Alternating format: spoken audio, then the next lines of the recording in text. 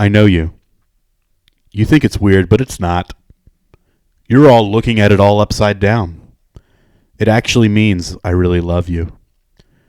You used to have a dog called Monty. You only drink Chardonnay. Your sister's pet name is Cece. You have a thing for David Blaine.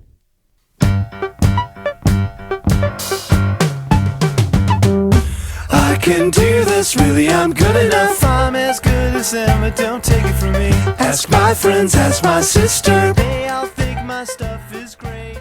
And welcome back to another episode of Lost in the Folds, a mini-series on the Music Arc, which is an Arc of E production being recorded here at Sports Channel 8 Studios in Durham, North Carolina. I am Sunshine Mayfield, one host of this wonderful pairing. My co-host, the one, the only, the imaginatively dreamy Max Gongaware. Imagine it like you can imagine that I'm dreamy, but I'm actually not. And I think I'm saying it in a way of like if people see you and you're in their dreams a lot. So like they imagine you and they're just like, oh man, how dreamy is he? Oh, I'm thinking about Max Gongaware right now. Well, that's not how I took it. I thought you meant that like maybe people would imagine that you're dreamy, but just wait till they meet you and they're gonna be disappointed. I'm sorry, that's not what I meant. You want me to redo that for you? No. The one, the only, the gorgeous Max Gongaware. Gorgeous both in your imagination and in real life. That's right, absolutely. God, just what a stunning. You're like the statue of David. That's me. Just beautiful. All right, so we are here. David's a good Jewish name. Is it? Sure. Can you give me the top 5 great Jewish names? Schwartzman, Schwartz, Weissman, and Cohn. Cohn's a Jewish name? Kohn. Oh, okay, now it is. Yeah, great, got it. Absolutely. Or Cohn. Huh. Either way. Huh. They're both Jewish. Cohen. The K is for Jew for kosher. You do the Cohens. Yeah. Speaking of, watching a lot of the OC recently because it's on Hulu. Are there some Cohens in that? Yeah, that's the main family is the Cohens. Are they Jewish? Yeah, they celebrate as Jewish as you can be in the Orange County. Yeah, right. They celebrate Christmaka. There's a whole Christmaka episode. There's got to be. Yeah. So it was the 90s. Did you ever watch that? No. It wasn't the 90s, was it? No. Early to mid 2000s. It is surprisingly terribly good. Is it like Greek? Yeah, very much so. And I would say that Greek is not as corny or as like out there, but Greek is good. Greek is good, but so is the OC. But the OC is kind of like like a soap opera that would just happen to be on about like teens and stuff. It was like a soap opera teens could relate to, I guess, because everyone had a rich, fancy house with parties and fights going on. That's the teenage that I remember. Dude, Greek was so good. I agree. The OC was so good. God, gotta go watch back all those shows. You can't watch Greek anymore. Like it's not. I mean, you can, but you have to like buy the DVDs or Amazon Prime it, I guess, because that sounds terrible. It's not on Netflix. But yeah, that was an underrated show for sure. It was good. I liked it. But we are here talking about. We are episode 8. Shout out Rusty Cartwright of Lost in the Folds. Yeah, Rusty from Greek. Rusty Cartwright. Yep. His sister's name was Michelle. And her roommate was Mary Kate. No, I think you're wrong. But she was played by Ashley Stevens West, who's been on a couple shows. Sure. And she's wonderful. Sure. We'll talk more about people we enjoy. This later. Isn't the TV arc. This is not the TV arc. What are we even doing? You're so silly, Max Gongaware. We are here talking about the 8th album, I guess. What's the 8th episode? It's his 5th album, I guess, or that's not, again, whatever. How could we have done 8 episodes on 5 albums? I think it's the 8th album. Well, no, because we did like the EP, the Sunny Super LP, which is like a bunch of EPs, album. but it's, well, anyways. So we are going to talk today about Lonely Avenue. There it is. Which is a collab. It's a collaboration. Yes. With famed writer Nick Hornby. Yeah. Is this are you gonna do this the whole time? You're just gonna repeat things when I'm trying to be dramatic and I'm just filling up the space that you're leaving. The dead air. Oh man, that's kind of actually perfect. We just compliment each other that way. Yeah, compliment with an E. Yep. So we're just such good friends. We just fill each other up. Yeah. Fill it up with love. Fill it up with love.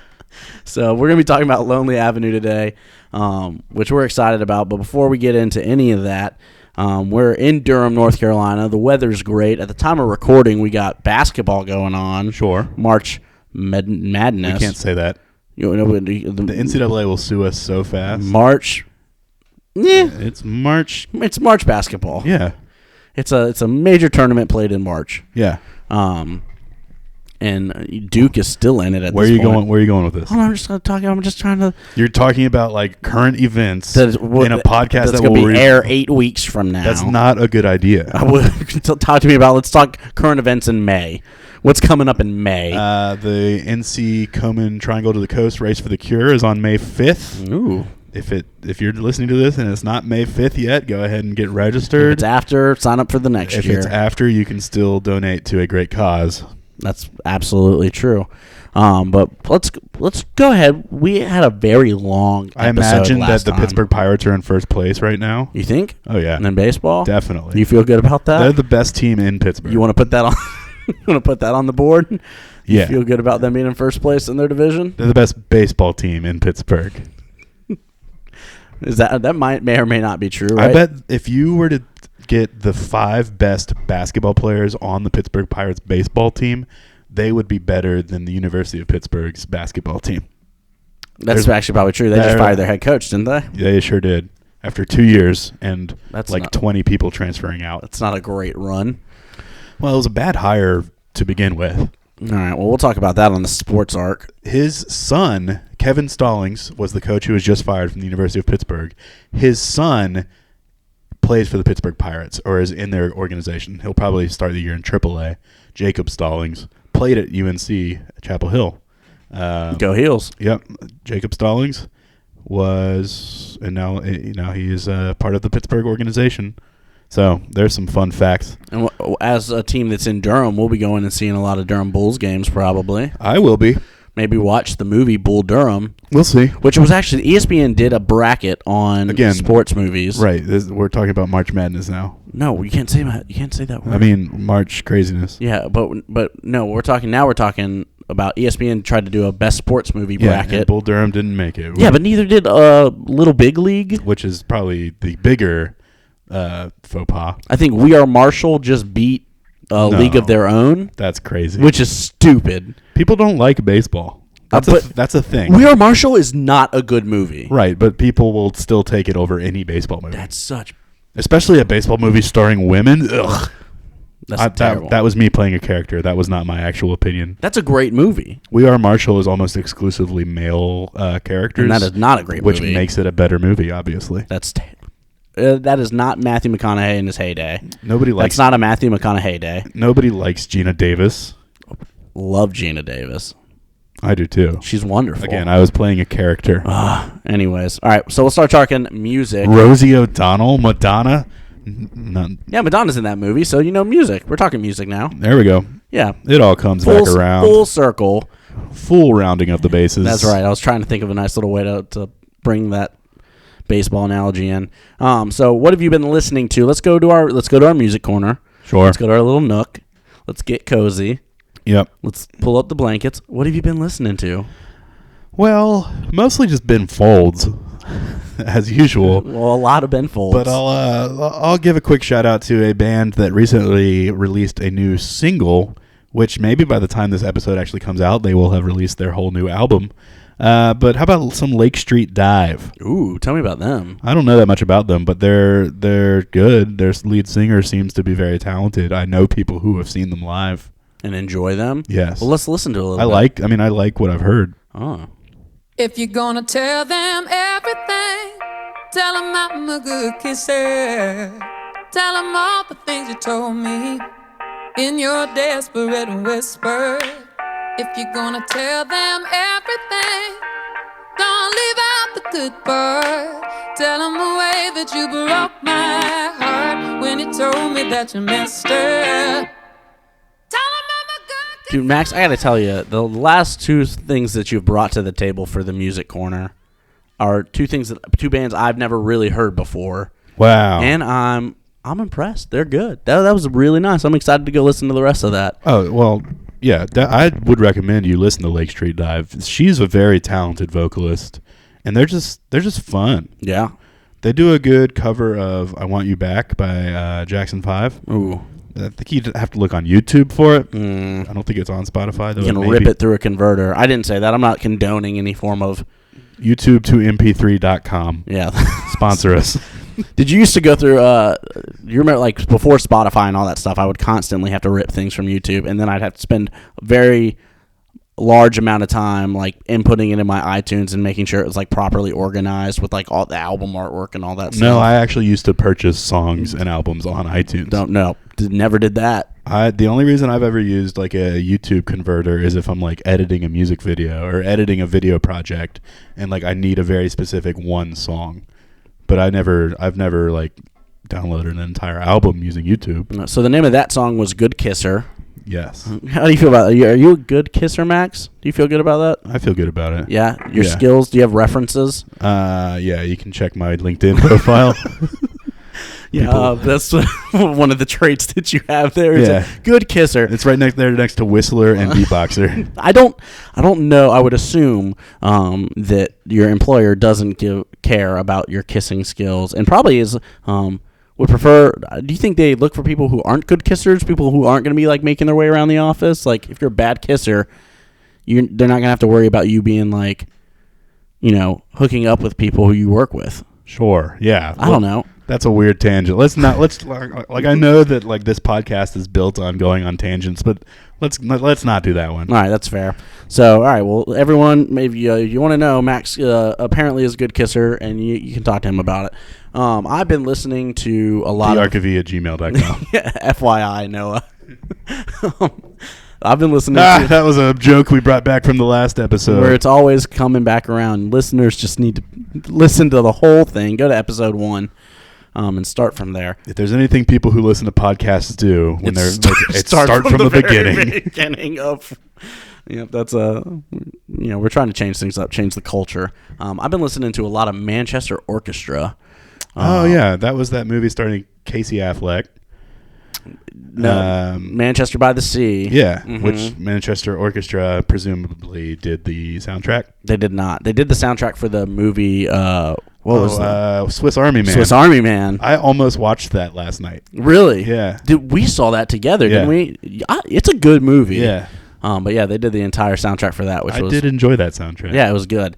That movie's peculiar. Yeah, dude, but so good. I liked it. I definitely had people who like watched it and were like, "That was the dumbest thing ever," and I was like, "Or." They're definitely like relying on people being like, "Ha, Harry Potter's dead." Like, but I thought it was great. I thought it was wonderful. But I went back just because every now and then, you find that album that you used to listen to a lot when you were younger, and you go back and revisit it. And so I did that. Sure, for me, that's Millennium by the Backstreet Boys. Well, that's a good one to check out. But sponsor us. Hey, Backstreet Boys, you want to send us some money? I only accept AJ McLean money. You don't. It might be dirty money. You don't want money from Brian Luttrell? Nope. Or Nick Carter? I would accept Kevin Richardson money. What about Howie money? Day? Howie Day money. No, Is that Howie Day is the you and I collide. Yeah. What about Nobody Howie? knows Backstreet Boy Howie's last name. Hughes? No, I don't know. That can't be it. Howie Hughes. Good old Howie Hughes. We'll go with that. Literally, that's the only Backstreet Boy whose last name I don't know. Yeah, that's so weird. Anyways, so I've been listening to a lot of Manchester Orchestra's album, Like a Virgin Losing a Child, and it's great. It's so good. So here's their song from that called I Can Barely Breathe.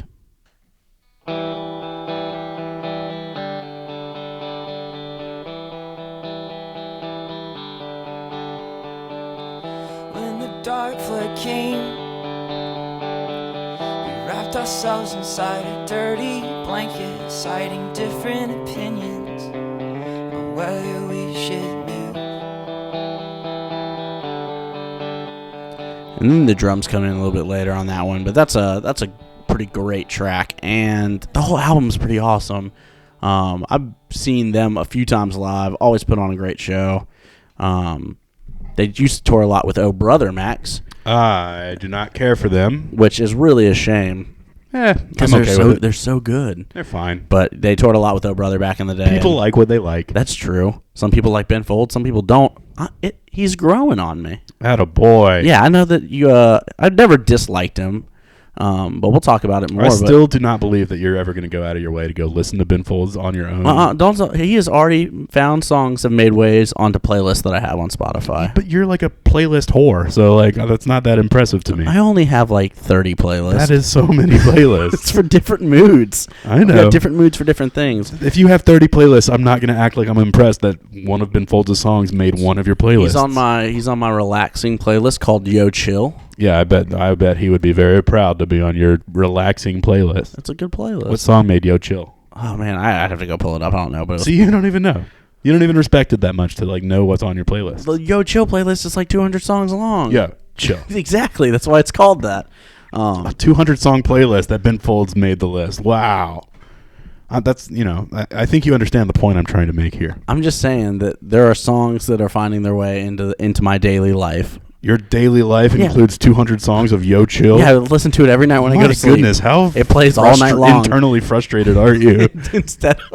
instead of like a white noise maker, I put on that playlist. I'm a white noise guy. Yeah. Do you have an app for that? I do. Recently, they sponsor however, us. So I'm a guy who hits the snooze button at least once, usually like 4 or 5 times. And normally, the app I've been using for white noise, like the alarm will go off, I'll hit snooze, and then the white noise will come back up. Recently, the white noise disappears. Yeah, because it doesn't want you to go back to bed. Like, that's the whole point of the alarm. Right. So do you think like the alarm app is now like, I don't know, circumventing? That's not the word I'm looking. Blocking the white noise song from coming back? I don't know. Maybe. I'll have to get in touch with. So do you listen to like waves, or do you listen to like legitimate like white noise, like the standard? I don't know, man. It's an app called Rain Rain. It's a blend of Car in the Rain, Rain on a Tent, Blizzard Wind, and I guess that's all it. at the same time? Yeah. Sweet Wait, you want some of this? Here we go.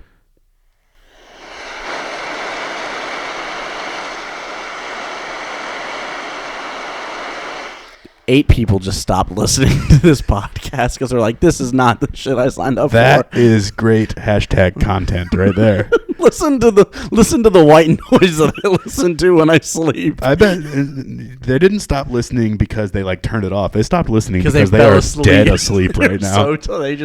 And they're out our cold. Voices are also quite soothing. Yeah, absolutely. Me and you just really bring home the sleepiness of the. It's a comforting, cozy podcast. Yep.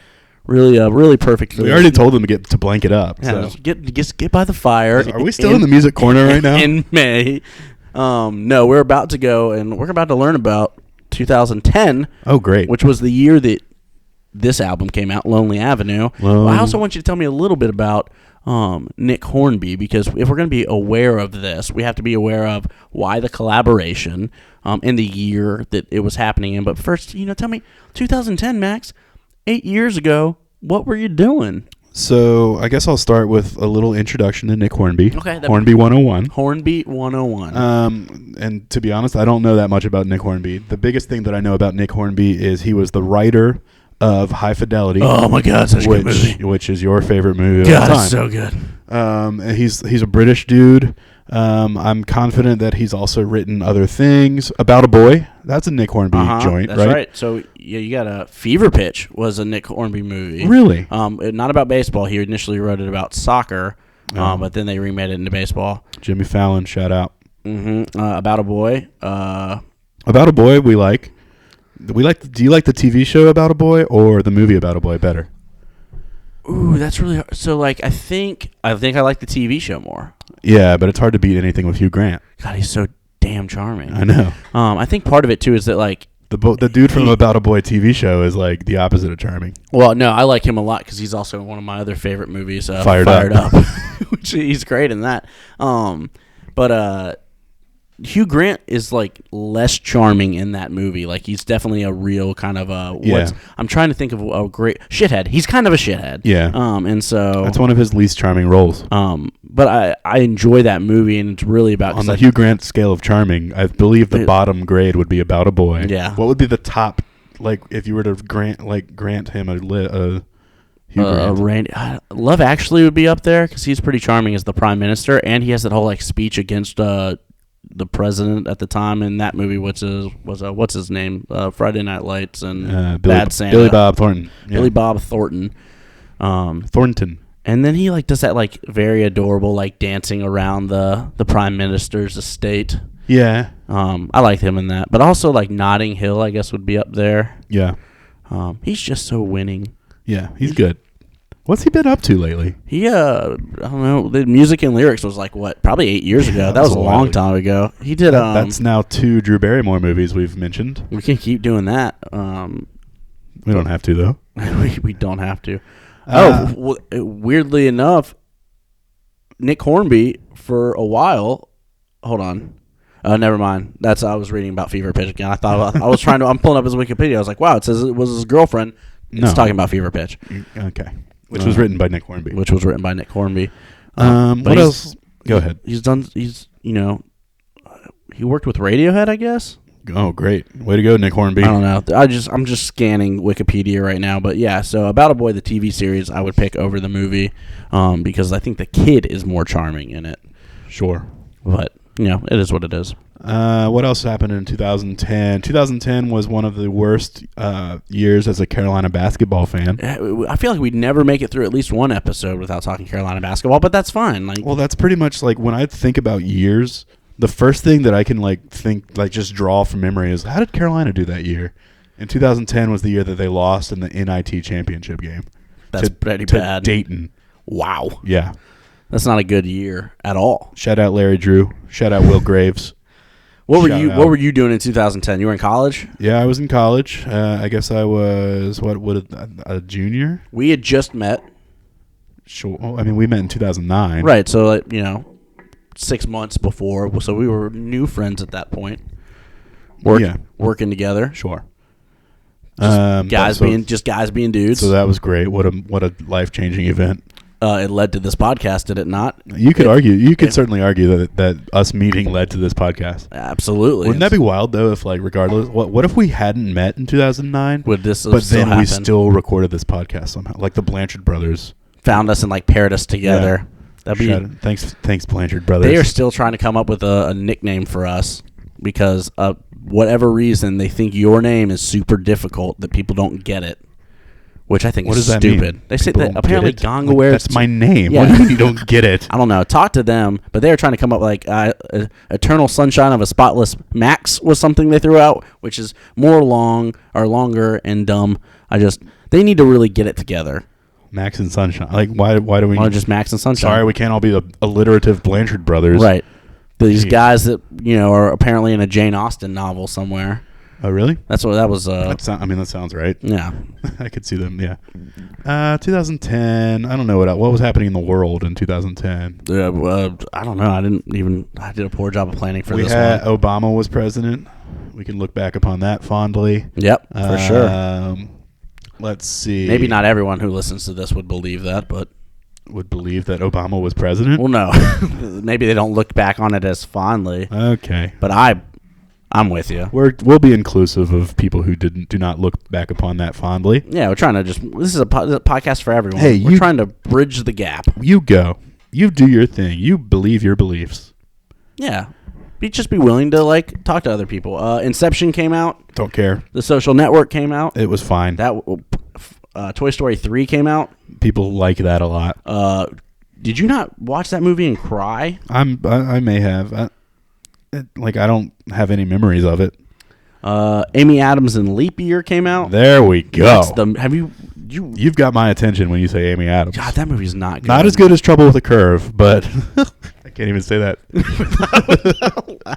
I'm sorry. When in Rome came out with Kristen Bell, I think, right? That sounds right. So, Dear John, Frozen. Ooh, Frozen was 2010? No. That's not real. That's incorrect. It must be a different Frozen. It's a different Frozen. Sorry. Okay. I was like, that seems far away. Percy Jackson and the Olympians, The Lightning Thief. I'm out. All those movies came out. And then let's pull up some music. What came out in 2010 that people were listening to? Let's fill up the space. Oh, we got a little dead air while Alex looks at the Google. 2010 was Duke won the championship that year, which was even, I didn't care for that. That was that random team that had Brian Zubek and as their starting center. They beat Butler. Gordon Hayward barely missed that shot that would have won it. And then 8 years later, he messed up his ankle pretty bad. You got Kesha Animal came out that year. I like Kesha, and Kesha's somebody that has done work with Ben Folds. So that's right. So that's applicable. Vampire Weekend's Contra came out that year. Don't care. You got a little Corinne Bailey Rae. Don't know much about her. Yeah, she's great. Lady Antebellum, Need You Now. That was a popular song. Sure was. That was all January releases. I'm just rolling through here trying to see some more. You got some Massive Attack came out. Yesayer, Odd Blood. That's a good album. Never heard of it. Marina and the Diamonds. She's great. Walking on Sunshine, right? I don't think so. Who did that song? I don't think it was Marina and the Diamonds. Are you sure? I don't know. You know music more than I do. That's not true. Two Door Cinema Club had Tourist History come out that year. Portugal The Man's American Ghetto was a good album. Black Rebel Motorcycle Club's Beat the Devil's Tattoo. That's a great album. Katrina and the Waves. I don't was Walking on Sunshine. 4 Years Strong, Enemy of the World. That was a great album. Yeah. So there's Serge Tankin from. I think we've done enough Gongaware of our roots. But that's so much good music. Ted Leo and the Pharmacist. Yeah. That was a good year for albums, man. If you say so. So that was some music that came out then. And Lonely Avenue. Which is what we're about to get to right now. You have Nick Hornby, Ben Folds collabing together. What else could you ever want? I don't know, dude. I love Nick Hornby, and I moderately like Ben Folds right now. So, who doesn't, moderately like? I have done my job. Is that all you were hoping to get? Stop the podcast. We were done. It's it. We're done. We're finished. We're gonna wrap it up. He just said he moderately likes Ben Folds. So we're set from here. Yep. All right. So the first song on the album we played a little bit for you earlier. It's called "A Working Day."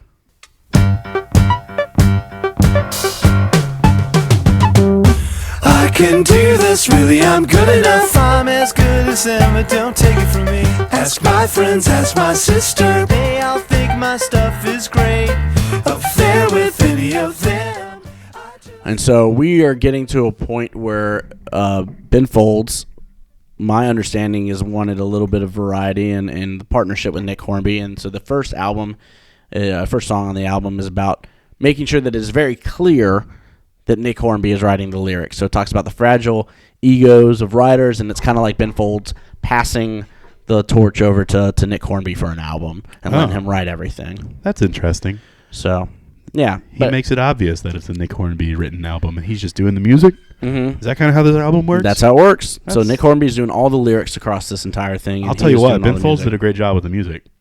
Nick Hornby, you did good too, but wow. How do you feel about the song as an opener? I get the concept, but overall, I will probably argue it might be my least favorite song on the album. I like the song because I think it's just kind of funny. He's got his own blog and using that as the justification for pooping on somebody else's lyrics and words. I think that's something that I would do. He's got his, I made my Twitter account all by myself. Right. And people would think I'm serious, but then I'm internally I'm just joking. I have over 400 Twitter followers. Do you really? Oh yeah. Wow. I is that because of this podcast? I give this podcast a lot of credit. Yeah, our clout score goes through the roof. People jump into my DMs every time one of these. What was the last DM you got? Ooh, that's a fun game. Possibly dangerous game. Who's sliding into your DM? No. So let's be clear. Nobody has ever slid into my DMs. Our buddy Ben T sent me a tweet recently because he was excited that a Walk the Moon concert is coming to the Ritz Raleigh. Yeah. So he sent that tweet to me into my direct messages and said, "Hey, if you have extra tickets for this through work, let me know." I never responded. I gotta let him know that I'm not getting that's not how that works. My last tweet sent to me was also from Benny T. Wow. It was about The Bachelor, because we both watched that, and it was about Ari breaking up with Becca on The Bachelor after he gave her a ring. I want to give myself a pat on the back because my second most recent DM was from Supportive Guy You can From follow Charlotte, right? You can follow him on Twitter at @supportivedude. He hopped into my DMs to let me know that he appreciates me, which is Is that different than a slide into your DMs? I don't like. I always forget the terminology. Is it supposed to be slide? So I don't know. We're gonna keep this moving because right now our two main focuses of this podcast have been going through your DMs on Twitter and listening to the sounds you listen to while sleeping. That can be a podcast for another day. There's a Like lot that of can be a Max whole Gongaware. separate podcast, just my DMs and my sleeping habits, So you get a working which day. are very intertwined. I'm not the biggest fan of a working day. I think it's fine. Well, you don't like to work. That's not even true. I work all the time. I'm working right now. That doesn't make you a fan of it. I love doing this podcast Well, then with you you. should like working day. All right. Anyway, so the next song, You just don't get it because you're not a blogger. we write and work for a blog right now. Yeah, but we're just That's, podcasting. what do you think the archivy is? Well, you could argue that everything is writing, right? Sure. Yeah. Okay. So the next song is Picture Window. They checked into the hospital New Year's Eve. Nothing to be done about that.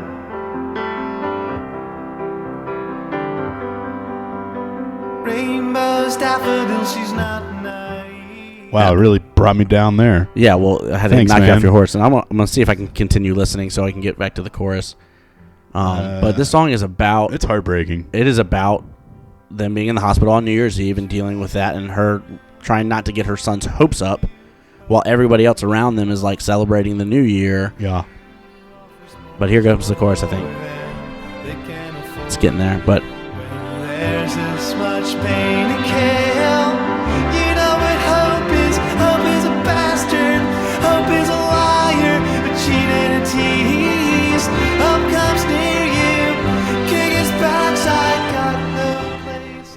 But yeah, so that is about a mom not wanting to get her son's hopes up on New Year's Eve while all this celebration is going on around them, and she's trying to make sure that like she's grounded and staying real in this really tough situation, that's heartbreaking. It's absolutely heartbreaking. Yeah, that's a tough song. But let's be clear, that song is phenomenal. Oh, yeah. Oh, yeah. That it is a beautiful song. We've already talked about before in earlier episodes where I love the emotion of like really heart-wrenching stuff in songs, and when I feel that, a song really hits and connects with me that way. He's not joking in this one. It really is. He's writing that way, and you feel it every step of the way. It is heartbreaking and tough, and it's a knife in the gut, and it is pulling all of those feelings out of me from the beginning to end. How impressive is it that Ben Folds is able to take somebody else's words and create an atmosphere, an environment of music around it that like makes you feel that way? Oh, dude, I'm blown away. It's probably a contender of top one song for him, period. Oh, wow. Like, I really enjoyed that song, and it is beautiful. So, Does it make your Yo Chill playlist? nah, dude, like, when I want to chill, I don't want to be kicked in the gut. Like, I want to, like, Fair. I want to just chill. I'm just relaxing, not bawling on the side of in my room, just curled up in the fetal position. Balling with a W, to be clear. But yeah, bawling. Yeah. So, but yeah, that is a fantastic song. Let's lighten it up. How do you feel about New Year's in general, Max? Well, what makes you assume that's going to lighten it up? No, I Gracious. I assume that you're a guy who has a great New Year's. No, that's such a nice assumption. I have had some good New Year's. Yeah, you do. So, like, a lot of people think are like, oh, New Year's is always a letdown. It's always disappointing because you want it to be this amazing like kickoff and like new me, new year, new me. No, but it's always a letdown. There were many years during my childhood where like my family would host like a New Year's party, and like all the adults would hang out upstairs, and all the kids would hang out downstairs and like play ping pong and video games and whatever. And then for several years, we would go to my friend John's house and have like a sleepover and play Halo all night. And it'd be like 4 or 5 of us playing Halo all night. And it was Were you good at Halo? Oh, I was so bad. I was easily the worst. And like I've never been good at those types of games. Like Call of Duty was never for me. Like video games in general, like I've never been a big video game guy, really. But like it was so much fun just hanging out with my dudes, playing Halo, Just guys like being dudes. just like shooting the poop, having a good time.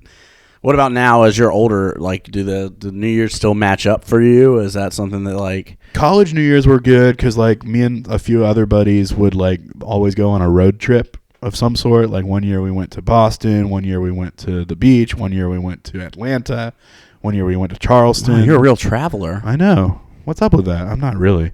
So those were all good. I feel like my more recent New Year's have been pretty chill, just like hanging out of the house, drinking with some friends, having some fun, and like they've been fine. Yeah, I think that like when you kind of your mentality changes on it, that's when they start to get better. If you're looking for like this like extravagant like black tie party where your life is going to change forever, yeah, you're going to be disappointed. But now I've never looked for that. Now I really do enjoy like the just kicking it with friends and ringing in the new year at your house with a bottle drops and then going on from there. I hear that. So Picture Window, amazing song. Sure. Everyone needs to listen to that. Well, you already have. I have. I'm telling everyone else. Listen But to they it. already have. Maybe you think Like everyone they got an excerpt. Yeah, they need the whole thing. They need the whole thing.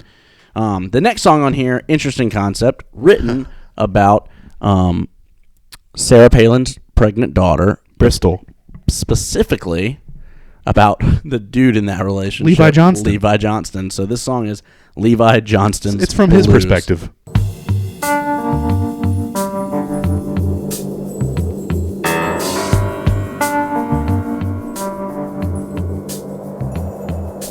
Woke up this morning, what do I see? 3,000 cameras pointed at me. Dude says you Levi, I'm like, yes, that's me, sir. Well, you just knocked up the VP nominee's daughter. So I tell him no. So you get a whole song about Levi Johnston, who knocked up Bristol Palin. Yeah, how fun is that? That is actually, I'm pretty impressed that was something that like they decided to write about and be like, make a fun song. And it's a good song. Like, it's not a bad song at all. Yeah.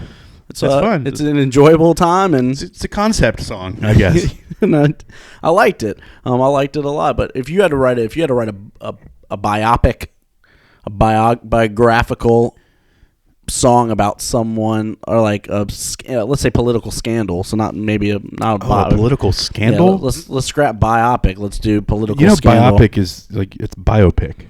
It's biopic. Biographic, I think, is what you're looking for. Biopic. Okay.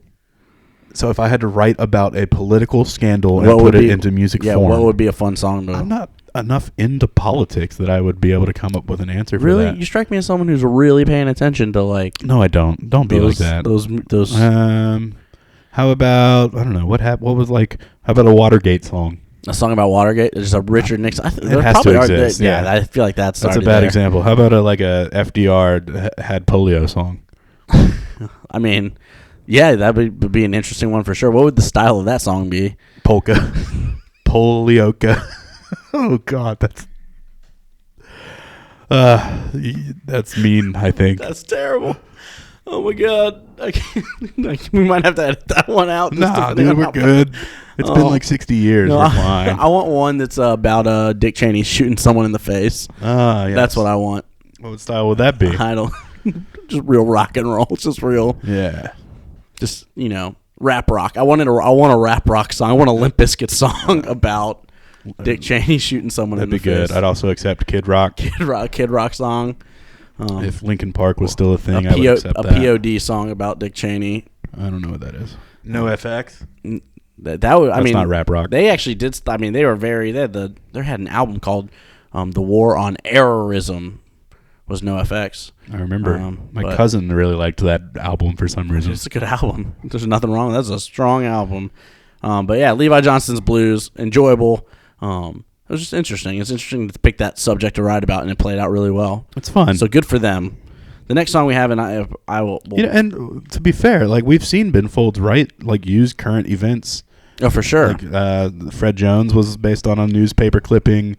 Cologne was the astronaut going to kidnap the woman that her boyfriend was sleeping with. So I guess Nick Hornby took a page out of the Ben Folds playbook for that one. Let's find some current events and let's write about that. Yeah. What year? That would have been when did all that go down with Bristol Palin? Because that was know.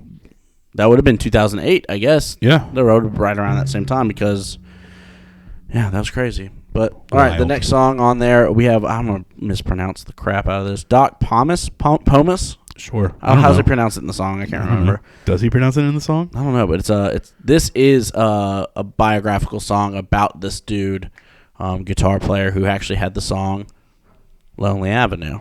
Ah, there it is. There it is.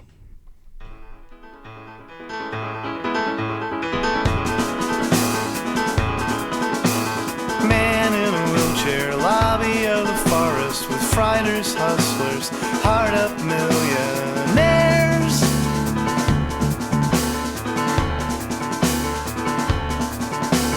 Mobsters, cops, horse pimps, and Marxists.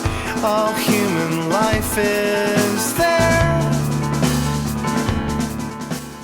Another strong song. Sure. I dig all that dabbling on the piano, man. He's just so good at that. So talented. He's so good at that. Yeah. He almost it's like he does it for a living. I can't do that. You can't play piano with those skills. No. Like I don't like even like I don't think I have the dexterity even if I practiced for like years. I just don't think I could get there. Years you would be able to do I'm that. just not a very dexterous type of guy. All right, so if you had to, well, I mean, all right, I think you could do it. You got the skills. I prefer like nah, never mind. All right. Anyways, well, if you had to do write a biography, this is a great question. Another biography question. Yeah, except this will be not about a political scandal. This will be about a person. Who would you write about? Who's someone in your life you would want to write about? A biography of someone in my life that I would want to write Or just about. someone, maybe not even your life, man. Just pick someone. There's going to be a few of these types Write of a questions. song because about? Wait, so it would be write a song about. Yeah. Is you're that the writing question? a song that's a biography of someone out there. Someone out there. How about a biography about Jim Thome, Hall of Fame first baseman with the Cleveland Indians? Is he your favorite baseball player ever? He is.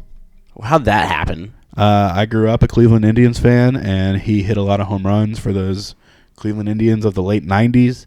And he's also just a really good dude. He won the Roberto Clemente Award a couple times. And I just grew up really liking him, and he seems nice.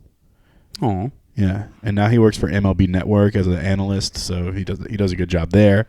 And he was recently voted into the Hall of Fame and will be inducted at some point in the future. Nice. Yeah, Gotta love that. I don't know what the song would be like, but he deserves it. Just a little guitar, maybe. Just a little sprinkling of the strings on the guitar. Sure, I don't care. Do whatever you want with it.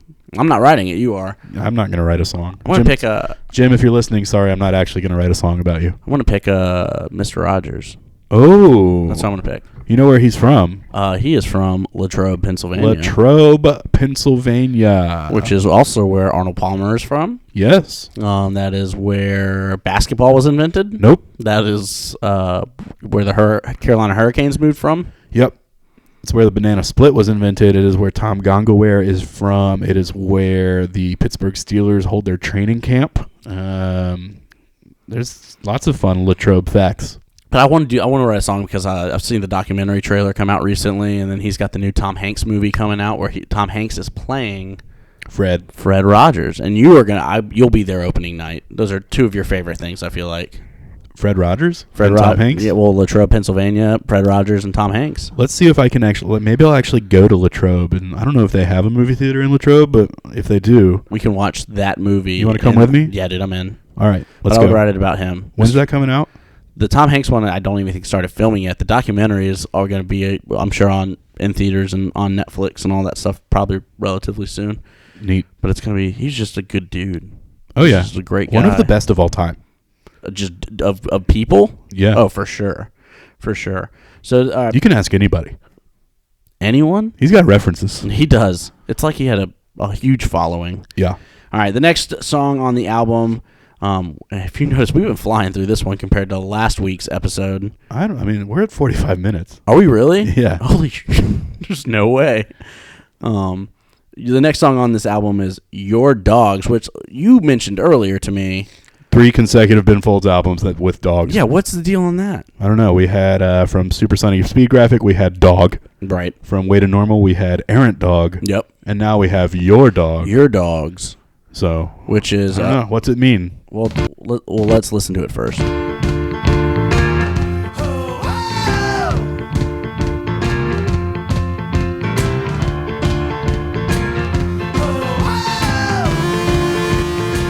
I see it, I get it, I promise you I do.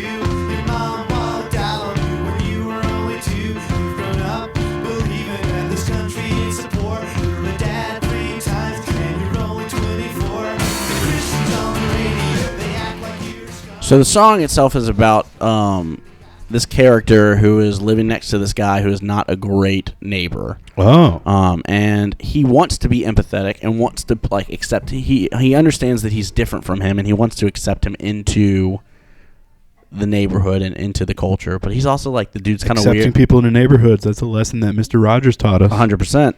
But there's also the other balance of he doesn't like the guy, and the guy's super annoying, and his dogs are barking all the time and being punks, and so he wants to be accepting, but at the same time he's not willing to be that accommodating for this guy and be that inclusive. Wow. What a song. So leads me to think, are you a good neighbor? Yeah. Are you? Sure. What about do you think you're a solid roommate? Do you have any terrible roommate stories or Are you just trying to get me to spit my truth about being your roommate? Well, no, but the fact that you immediately jumped to me as your roommate is quite telling. My freshman year of college roommate was not my favorite. What happened But there? I mean, he might be listening, so I don't want to be mean. No, but you don't have to be mean, but you can say you're fair to be this bothered me. And This bothered me, and I never actually said anything about it, so it's really my fault. So. No, I agree with that, but what was it that bothered you? He often played World of Warcraft very late into the night as I was trying to sleep. It was, but if he's got headphones on and Yeah, you'd think he would put headphones in. You'd think that's what he would do. but that wasn't an option. No. So And he'd be chatting with his I don't know, online community. It would be very late at night, and I would be trying to sleep. and your rain app couldn't drown him Yeah. out. Just couldn't make it. It's fine. All those snow on the tent sounds. couldn't- Also, he's from the same hometown as Austin Rivers, who I discussed on the last podcast. So, wow. I do not have fond feelings. Of fond this feelings guy. for Winter Park, Florida. I got a noise complaint recently from our downstairs neighbor in an apartment because I have a dog, and so anytime we let him out, he runs around the house because he's getting out of the crate. And the woman below us decided to just rat on us, which was come talk to me. I'm there. I'm human. I'm empathetic. But I Wow. also can't help if my 50-pound dog it needs to run around the house real fast. I can't stop him from doing that. So Sounds like you're about to get into even more trouble then, because it doesn't sound like you have created a plan to fix this issue. no, I'm not going to fix that issue. That's something that she's gonna have to deal with. If you don't want to deal with that, don't live in an Sunshine apartment. is soon to be homeless, y'all. I doubt it. All right, so the next song on here was a song written by Nick Hornby about his wife. Oh. And it is called Practical Amanda. Let's hope it's an all and not ooh. And see you home. Why not move in somewhere easy? Urinals or bedrooms ought to be. Who could be bothered really? You're really good at all that stuff. It's just a really nice love letter to his wife is what it seems like to me. Sure. Which is just... I dig that song. Very calming. That would be on my Yo Chill playlist. I like the idea of a love letter. Receiving one, writing one. Yeah. I think that's something that I would do. You would do... Is that one of your love languages? Is that a gift? Is that an act of service? What is that? I don't know. Words of affirmation. Yeah, I guess would that's think. true. Yeah, that's true. So do you have a woman in your life that's special that you want letters to or letters from? Not currently, no. Maybe my mom. I would list her as someone I would write love letters to. She's wonderful. Stop. She's a wonderful person. I agree, but when it's a love letter from you, it's a little bit weird. She's always so welcoming It's a and motherly inclusive love. to me. Yeah, it's Yeah. very much so. She's wonderful. But I really dig that song. Very calming. Definitely on my Yo Chill playlist. Is that the one that's on your Yo Chill playlist? It will be now. I'll wow. add it this moment. Oh, God. Listen live as Alex Sunshine Mayfield adds a song to one of his playlists. Done. It's done. Okay. Yeah, great, thanks for that. Those are That was a really good Foley right Yeah. there for the placing. The next song on here is Claire's Ninth, which is another interesting one of those like heartbreaking songs with like a poppy-ish. She stands and waits at the school gate. They're late. They come so dumb in two cars when they agreed one, and it's gone wrong on her birthday. So Yeah, so another one, really poppy, heartbreaking subject matter. This is about a girl who is going on her 9th birthday, Claire, with her parents that are divorced. And so it's about their birthday, like them taking her out to dinner, and it being... Together? Yeah, Even though together. they're divorced? Because it's her birthday. That is fun. That was... that was that is a very Mrs. Doubtfire feel to it. Yeah, but less, Robin Williams-y and just like, ugh. Yeah. What would be what restaurant would be the worst restaurant for that to happen in? To go to dinner with your divorced parents? Yeah, thinking like that this was going to be a great experience for your child, but it's absolutely terrible. Cheesecake Factory. What makes you... I don't know. I feel like parents would bicker over that long menu. There's so much there. Yeah. I'm not a fan of the Cheesecake Factory, I've only been like once or twice, and I was just like... yeah, it's fine. So, I think Chuck E. Cheese would be pretty terrible. That wouldn't be great. Dad's sitting there like, you used to love this place, isn't it so fun? And then you have like an animatronic rat like in your face. I like to think of it, instead of a 9th birthday, like I like to think of it like as a adult birthday, like your 24th birthday with your divorced parents at Chuck E. Cheese, and Dad being like, no, Claire, this is where we used to always go as a family. You'd love it here. That would be pretty bad. As you get older... Here's some more tokens. I think that I can't ever believe that Is Chuck E. Cheese was pizza like good? No, and I can't Is it believe not? Like, it I is haven't not. had it. No, and I can't believe like you'll go back if you ever see a Chuck E. Cheese. They're all like super run down, and like the games. It's literally like a room that's not very big with like just very standard arcade games. There's nothing like extravagant about any Chuck E. Cheese. I haven't been probably since my like 8th birthday. And then you've got these just I don't think I ever terrifying went. animals like playing instruments on stage every 30 minutes, and it is downright terrifying. That's creative. I don't think it is. So no, Chuck E. Cheese is miserable. When was the last time you were at a Chuck E. Cheese? Like 2 years ago. Why? A field trip. Okay. I haven't Chaperoning a field trip. Yeah, I haven't been since like it was on the birthday party circuit. When you were rolling through those on a regular basis. Capitol Boulevard. Shout out Chuck E. Cheese. Yeah, it is. That is a terrible place. It makes me miss DZ. Did you guys have that? Because I was in Florida. DZ Comics? No, Discovery Zone. Oh, we did have one of those. Those were awesome, except for like syringes and ball pits type of fears. But like, yeah, those were much better than Chuck E. Cheese. Yeah, that was the spot. The one in Raleigh closed pretty early in my life. But yeah, I definitely... There was one... Mid-90s, like mid-90s to like Sure. early 2000s. That was the place to go. Oh, yeah. I remember Discovery Zone. There was Albert's Fun Factory. We had one of those. I don't know about that. I think it might have been like a one just a mom and pop shop version of like... But it was Chuck E. Owl, Cheese. like spelled O-W-L. Albert's Fun Factory over at Pleasant Valley in Raleigh. I did a lot of skating rinks for parties. Yeah, we had Skate Town USA or something like that. That place closed and is now like a storage center. Oh wow, that's really just disappointing. Yeah. I don't think people do like ice skating anymore for just like fun when it's not around the holidays. I feel like that's just a weird. Like, I bet there were still ice skating birthday parties. I guess At we're so far Iceplex. removed from them, so I guess that's probably true. I bet Jelly Bean still does a pretty good living with birthday parties. Maybe, But I don't know. That makes me think of like First Kid. Do you remember that movie where like Sinbad was Yeah. the? Do I remember and First Kid? That was the one they went skating in that movie, right? That was First Kid, where they went to like the little roller rink and Sinbad was in the pizza costume and he gets like thrown over the railing. That feels right. So I get that. Like that kid is exactly the same kid that was in like Blank Check. Like I don't think they actually were the same kid. they weren't, but yeah, I get what you're saying.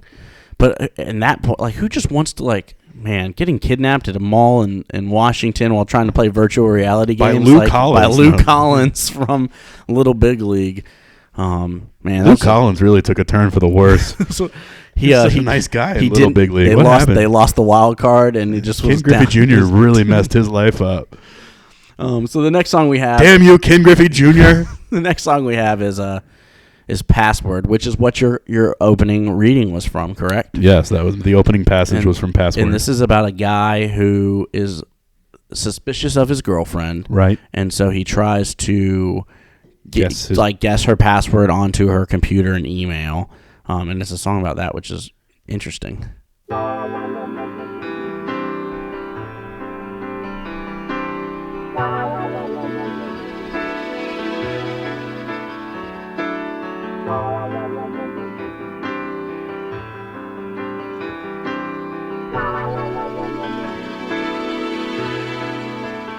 know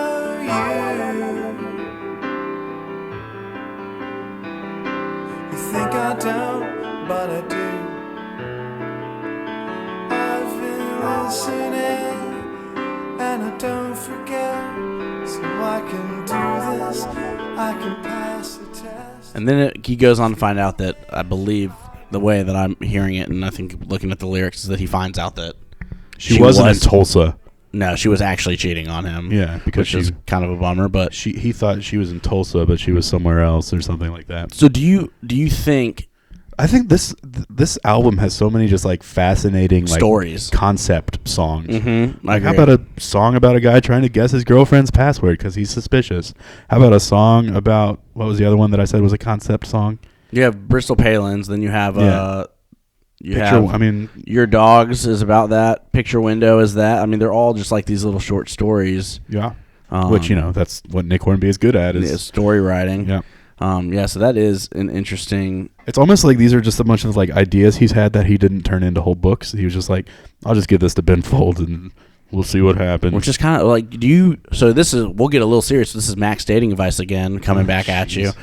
Is it ever okay for you to check your significant other's email or phone if you are suspicious of them? Like, is there a reason that's okay? What? No, probably not.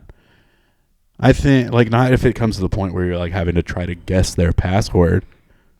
So if you don't need to guess their password, then it's okay for you to snoop through the emails? No, that's not okay either. Yeah. I don't know how I need to go. Like, do I need to go into more advice than that? Yeah, why is it not okay, Max? Because that's sneaky. Don't be sneaky. You're not Mr. Deeds' butler. So you're just not allowed to, like... I agree. I think I agree with you. You should probably just talk to someone. Yeah. And if you're really... And if there is so much lack of trust, then, like... Yeah. Probably shouldn't be in that relationship. Trust each other. Yeah. So he's in the wrong, even though he found out. You can't be trusted if you can't be trusted. You can't... It's whatever that song from... trust if you can't be trusted. Yeah. Yeah, so even though he was right and she was cheating on him, still not okay. He was still kind of in the wrong. Yeah. And it probably points to some more red flags in that relationship. Sure. I agree. That seems right. I do like the song, though. God, it is. Like, we've gone through this album. Me liking that song almost makes it seem like it's okay. So we've gone through this album, and A Working Day was not my favorite. Picture Window, really strong. Levi Johnson's Blues, really like. Doc Thomas, really like. Your Dogs is good. Practical Amanda's beautiful. Claire's Ninth is really solid, and Password crushing it is good. Yeah, Ben Folds and Nick Hornby are a power team right now. Atta boys. They're doing well. And then we have our next song, which is one of your favorites, because this is one of the songs I feel like I heard in your car before we dove into this podcast series. This is one of my favorite songs in the Ben Folds collection. Yeah, so here's From Above.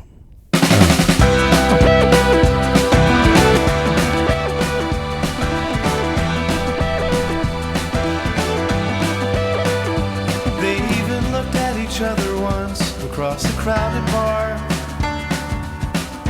he was with Martha, she was with Tom. Neither of them really knew what was going on. The strange feeling of never, heartbeats becoming synchronized, staying that way forever. Most of the time, really rides that tempo. I really dig it. Rides that tempo. Yep, just really. That was actually the alternate name for our podcast. Rides that tempo. Yeah. Okay.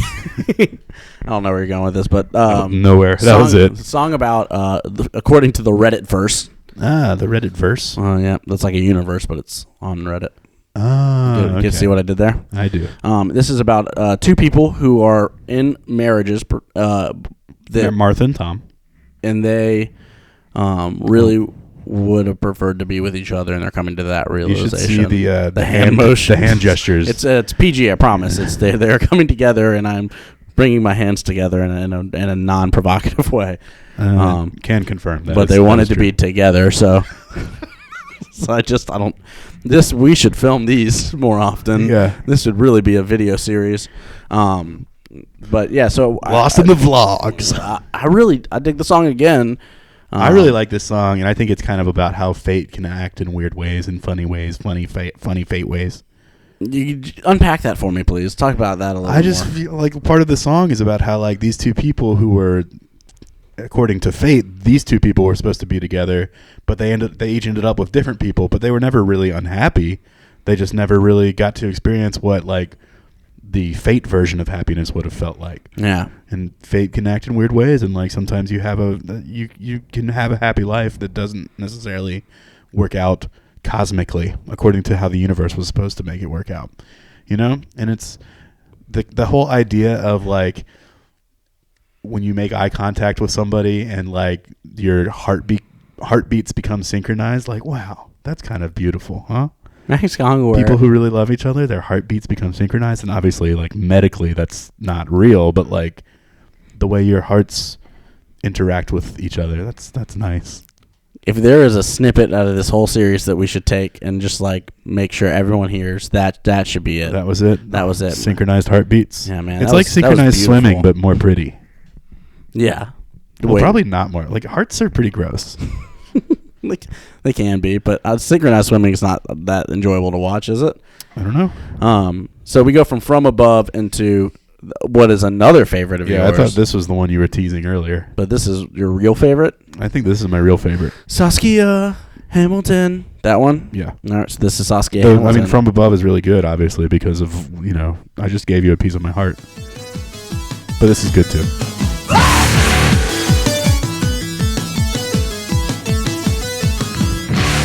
I've only ever seen her name on the spine, but that's enough. I wanna make her mine. Never heard her voice, never seen her smile, but I'm in love with Saskia Hamilton. Well, she's a poet just like I wanna be. So Saskia Hamilton, an American poet, Yeah, sure. real person. You told me that this is actually a real person, which kind of makes the song lesser to me. I kind of liked the idea of of Nick Hornby or whoever's listening to this song Just making up someone random. Just falling in love with somebody just because they liked the sound of their name. Yeah, but it's a real person, so she's a poet. So he also says that in the song. He talks about like her poems and like. Yeah, I thought it was like he was imagining like if somebody's name was Saskia Hamilton, yeah, she would probably be a poet, but her passport alone is poetry to me. Yeah, so it's more about a song about falling in love with someone you've never really met before. Sure. Or having a crush on someone you've never really met before. I like the idea of falling in love with somebody based on their name alone. Isn't that like kind of cool? It is. Do you have someone that you have a crush on someone because of their name alone, or a crush on someone that like you've never met just because of the content they produce? Was this the episode that we already talked about Amy Adams?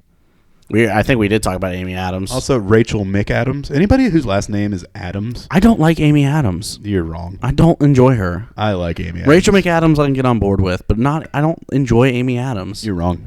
I disagree. She's not great.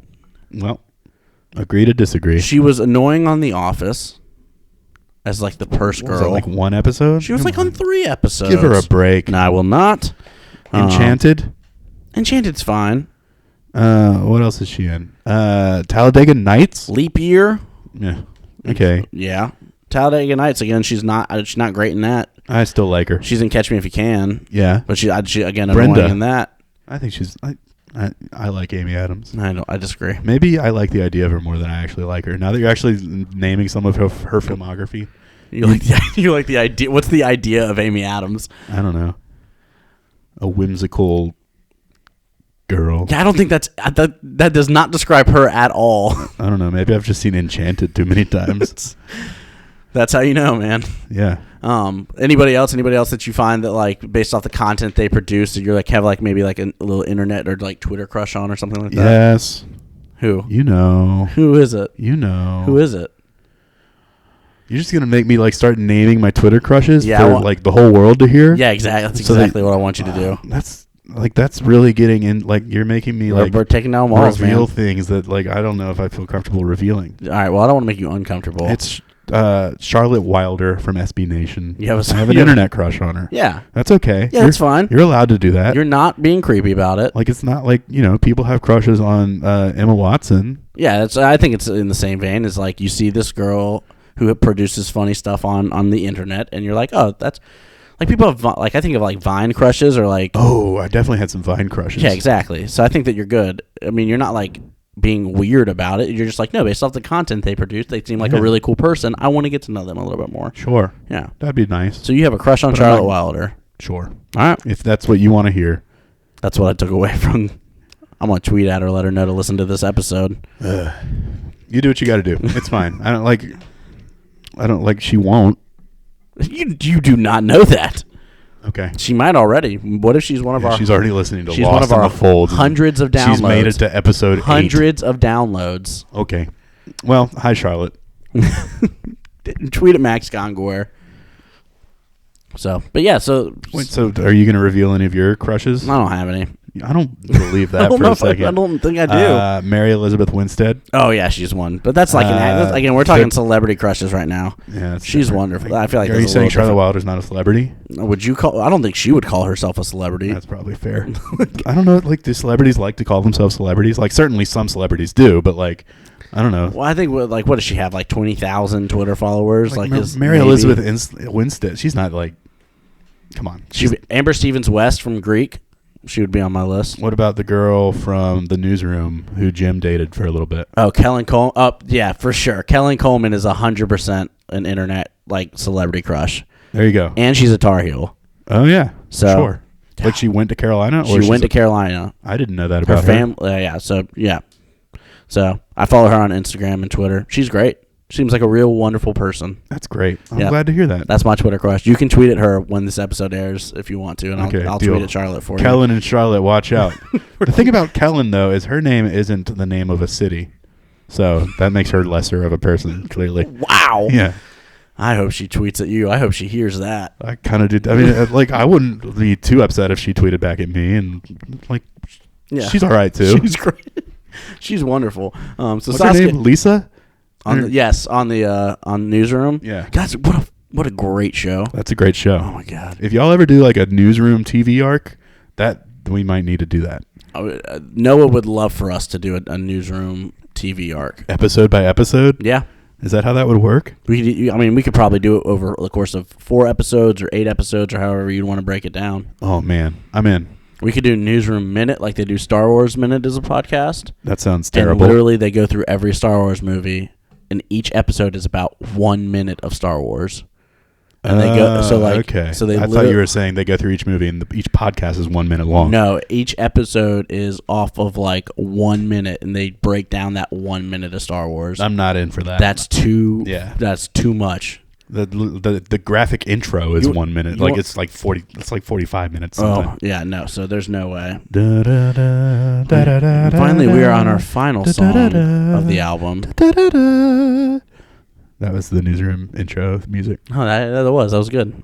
The final song on the album of Lonely Avenue is Belinda, which is about an aging rock star Clearly. who his one hit that he is famous for is a song about his ex-girlfriend who he like screwed up the relationship with, and the torment that he feels having to like sing that song and relive that experience like over and over again. At the time of writing the song, they were not like they were still madly in love. I guess so. But now they are no longer in a relationship, but he still has to play this song because it's his big hit. Yep. That's what you're saying? Yep. I think that's kind of the I think breakdown I of did this. a much better job of explaining that.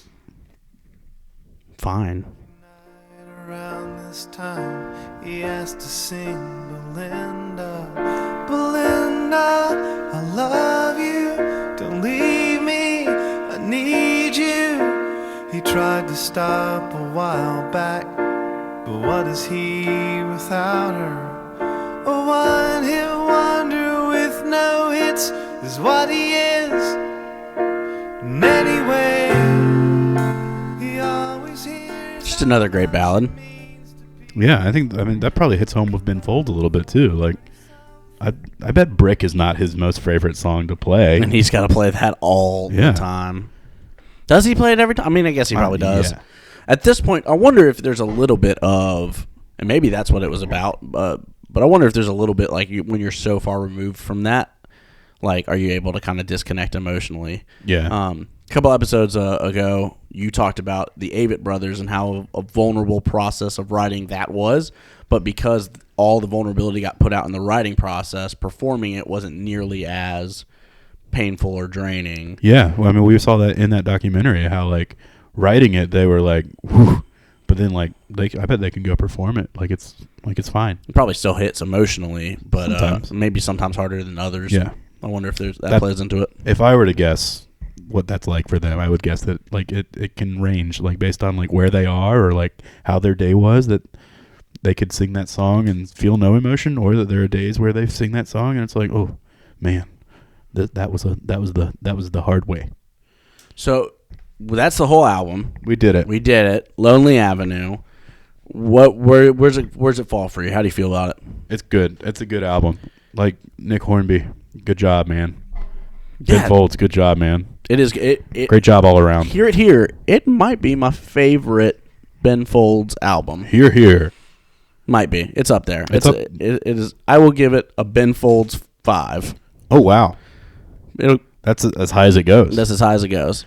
But I think if it was a 10-point scale, it would be like a 9. So it's like a 4.5. But I'm going to give it the full heart, the full Ben Folds 5. That's very nice of you. What are you giving it? I this album is so different from, like, anything else he's done. I feel like, just because it's like the collaboration. It's like him. I think sometimes the closest thing to it, I think, is that William Shatner album that Ben Folds helped produce, where it's just like, here's somebody else's words that I'm gonna help create the music for. Mm-hmm. Which, so it's like, I don't know how much credit or like who deserves the most credit for this album. But I don't know what I'm saying right now. Is it rank? I'll give Ben Folds credit. I think you were probably a little worried that after hearing this that I was going to give Nick Hornby all the credit. But yeah, the writing's great. But I think the music really elevates the writing from what it was. I think to that this. really speaks to, like, something that Ben Folds of the present day has found kind of his passion in, is kind of like creating soundscapes. Not to be like the Gabe from the Office. I create soundscapes. But like his work with, like, symphony orchestras these days, like he's doing a lot of that type of stuff where he's just like making music and not necessarily worrying about lyrics as much these days. So my ranking is a good one. It is a good one. I'll give it positive praise. What are other writers that you know of that would make interesting albums with Ben Folds? What would be like another fun one? Who would you want to write another collab with Ben Folds and do the lyrics for? I mean, I'm not a big book reader, so I'm not sure I'm the greatest person to answer that question. Like, you probably have a writer that you enjoy, or two, someone that you would think would. Matt Christopher. All right. People in the Matt Christopher community will hear that and laugh. He, like, writes children's sports books. So Shel Silverstein? Do you want a Shel Silverstein collab? How about Tom Hanks? Yeah, he could. Tom Hanks writes. Yeah, I'm reading a book of his right now. It's a collection of short stories. Like, I bet that would be really good. I want a Chuck Palahniuk. Ooh, that's what I want. That would be. You ever read Survivor? That would be weird. I've not read Survivor yet. It's good. I read Rant, which is amazing, but it is weird, man. That's kind of his MO. Yeah, he's strange. Makes me think of the Guardians of the Galaxy when Chris Pratt realizes he's a god and he goes, I'm going to make some weird shit. Like, I think that's what I think about with Chuck Palahniuk all the time. That'd be good. I don't really read that much. Like, who else am I reading books by? I don't know. I'm not snuggled up next to you reading with you. Let's see, what about like a J.K. Rowling, Ben Folds collab? Like magical album? Well, I think. Or do you think she writes about like the magic community, or you think it's all? Sure, that'd be an interesting concept thing of a brand new story about a completely different character who still lives in the wizarding world, but is like writes musicals. Yeah, I think that'd be fun. Yeah, that could be a good time. I still think that at some point before Ben Folds is done, he's going to write a musical that is like Broadway. Yeah. I think that. I mean, he's worked with Sarah Bareilles before, hasn't he? Yeah. And so They were guests on the Sing Off or whatever that show was with the a cappella groups. that's right. But But they they were also judges. They also did this Hamilton mixtape, right? No, that was Regina Spektor. Oh, he did that with Regina Spektor again. Okay, when they did Dear Theodosia. Yeah. I think so.